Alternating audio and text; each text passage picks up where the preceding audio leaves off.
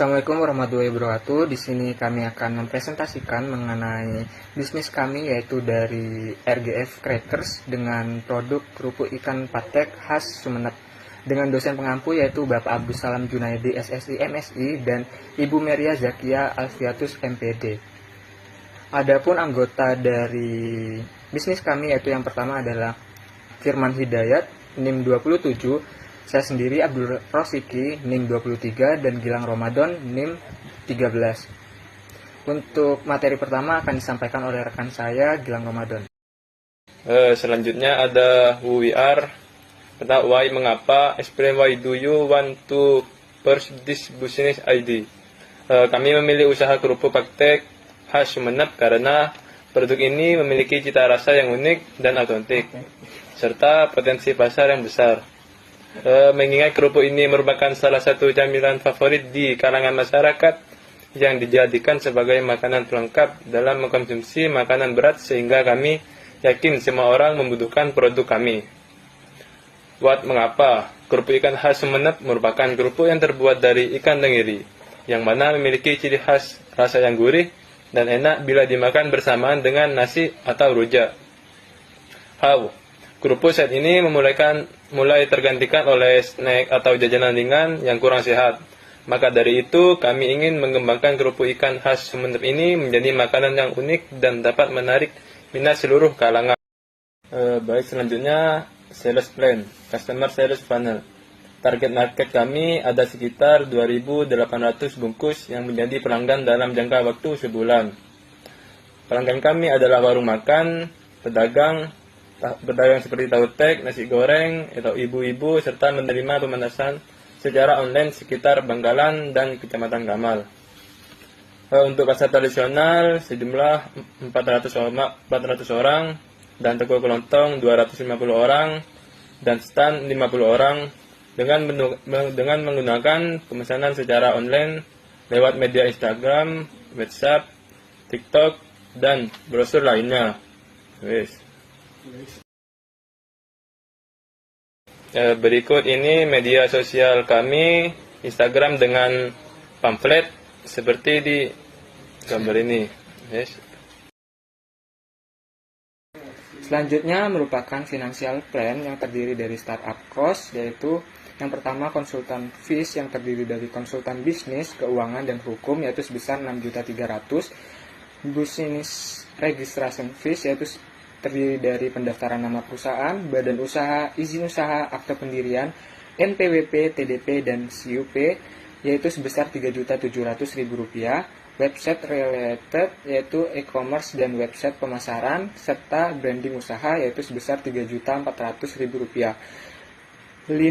Lisenses yaitu terdiri dari PRT, sertifikat halal, izin edar produk yaitu sebesar Rp1.700.000.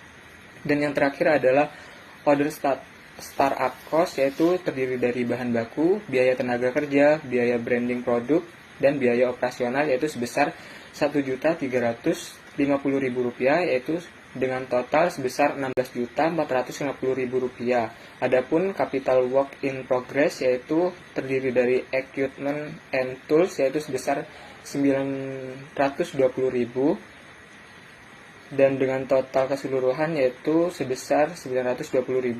Adapun starting operation yaitu terdiri dari biaya raw material yaitu sebesar 200 bungkus yaitu sebesar Rp1.772.000, dengan equipment and tools yaitu sebesar Rp920.000, dan desain grafis sebesar Rp250.000.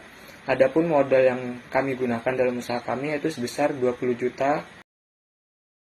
Berikutnya merupakan forex PNL yang terdiri dari cash sales dengan total Rp119.255.000, dengan no of customer yaitu 5.185, dan price per unit yaitu sebesar Rp23.000.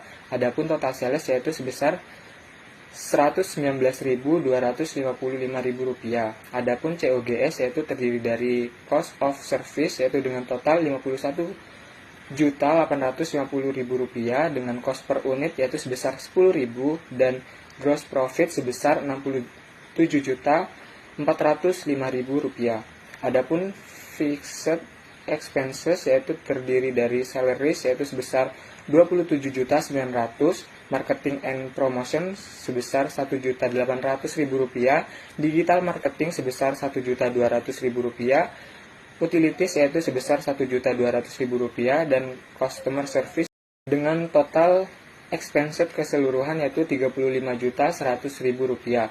Adapun no profit per loss yaitu sebesar 32.305.000 rupiah dengan gross profit margin yaitu sebesar 57% dan no profit margin yaitu sebesar 27%.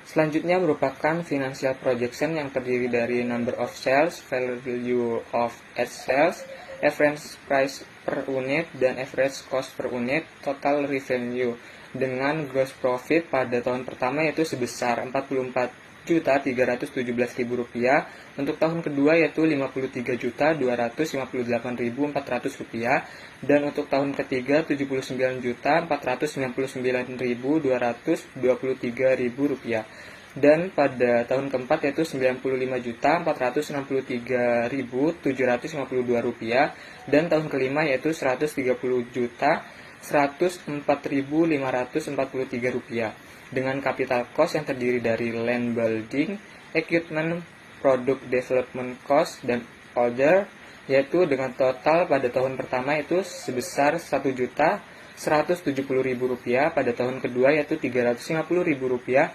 hingga tahun kelima juga 350.000 rupiah.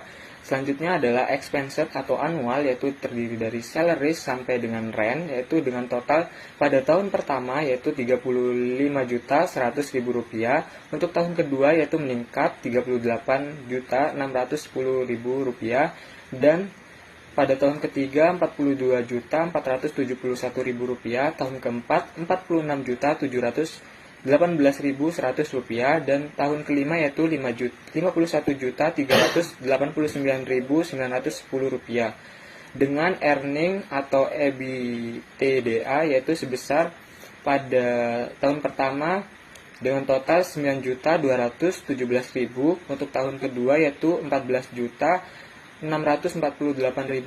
rupiah, untuk tahun ketiga yaitu 37.028.223 rupiah, tahun keempat yaitu 48.745.652 rupiah, dan yang terakhir adalah tahun kelima yaitu sebesar 78.714.633 rupiah. Selanjutnya ya ini unit economics dengan tabel pertama, tabel P dan L per unit pada tahun 2024 dengan revenue sebesar 34.982, COGS sebesar 10.000, gross profit sebesar 13.000, gross profit margin sebesar 37%, operating cost sebesar 20.296, operating profit sebesar 14.686. Untuk tabel yang kedua yakni tabel unit economics pada tahun 2024 dengan CAC yakni sebesar 880, CLV 3,822, ARPU sebesar 477,20 ribu. Dapat dilihat yakni tabel ketiga ada beberapa step. Nah, yang di bawah ini ada beberapa terms CAC dan yang lain-lain. Kita langsung saja ke poin selanjutnya yakni assumption per tahun. Untuk poin yang ke-1 yakni churn rates atau tingkat kehilangan pelanggan mencapai 46,38%, di mana churn rates ini dihitung dari perubahan jumlah pelanggan selama periode tertentu. Yang kedua untuk ARPU atau average revenue per user, yakni rata-rata pendapatan per pelanggan sebesar 477,20 ribu. Yang ketiga untuk customer lifetime value atau GLV, yakni merupakan nilai umur pelanggan yang dihitung dengan besaran 3,822 ribu menggunakan formula yang mempertimbangkan rata-rata pembelian, frekuensi, umur pelanggan, dan juga margin kotor. Untuk poin yang keempat yakni pelanggan awal dan akhir, yakni jumlah pelanggan yang menurun dari kisaran 580 di awal tahun menjadi 311 di akhir tahun, yang mana hal ini menunjukkan perlunya strategi retensi yang lebih baik ke depannya. Untuk poin yang kelima yakni profitabilitas, yang mana meskipun profit ini atau profit operasional per unit mencapai 14.686.000, tingginya conversion rate menjadi tantangan utama dalam mempertahankan pelanggan ini. Berikutnya funding plan.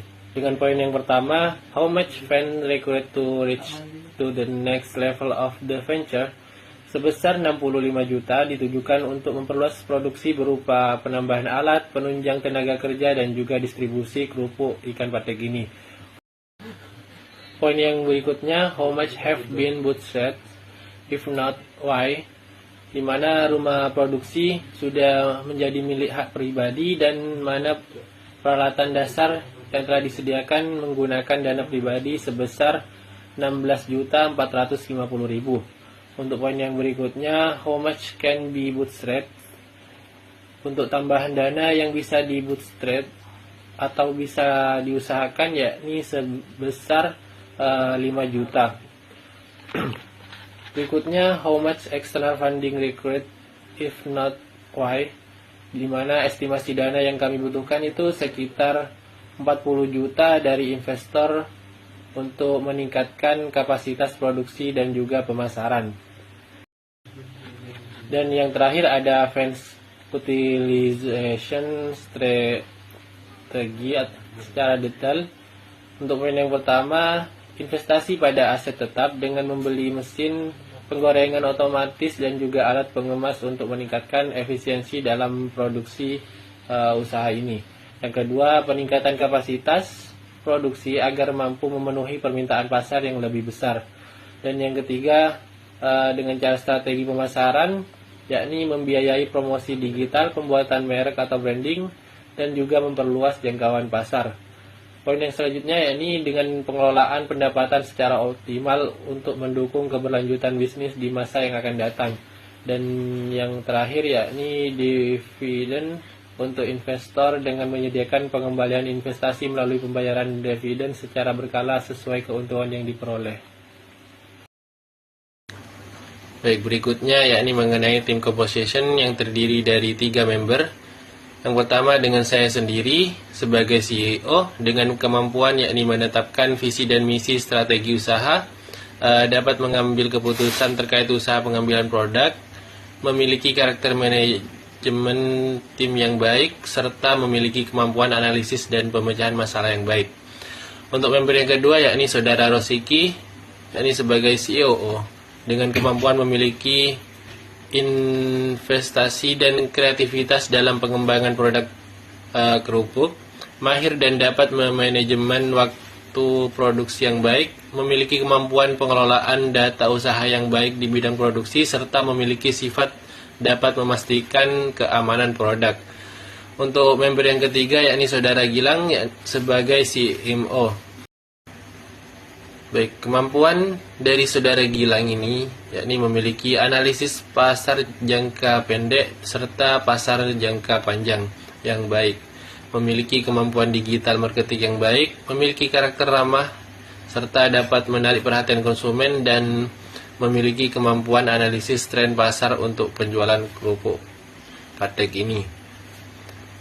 Untuk poin selanjutnya yakni what makes us a good team to solve the problem we choose, yakni dengan manajemen usaha melalui kerjasama yang baik antara CEO, COD, dan CFD akan membentuk suatu usaha yang sukses dengan saling melengkapi nantinya untuk menyelesaikan masalah yang ada sehingga usaha kerupuk patek dapat dikenal oleh halayak ramai.